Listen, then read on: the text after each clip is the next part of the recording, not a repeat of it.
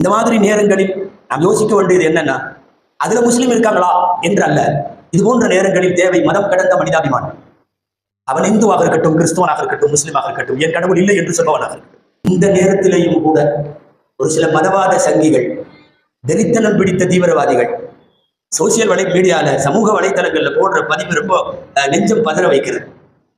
ஒரே ஒரு தீவிர மதவாதியாக இருக்கிற ஒருவன் அவன் பதிவு போடுகிறான், நாளுக்கு நாள் முஸ்லிம்கள் அதிகமாகி கேரளாவுக்குள்ளே ஒரு குட்டி பாகிஸ்தானை போல உருவாகும் வயநாடு அழிந்து போனது மகிழ்ச்சியே.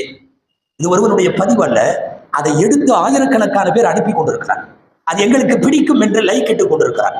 அதை வரவேற்றுக் கொண்டிருக்கிறார். என்ன தெரியுமா?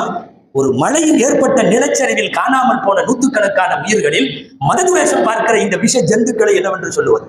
நாங்கள் மீண்டும் மீண்டும் சொல்லுகிறோம், இஸ்லாம் இது போன்ற பேரிடர் காலங்களில் மதங்களை தாண்டிய மனிதாபிமானத்தை இஸ்லாம் சொல்லித் தந்து கொண்டே இருக்கிறது.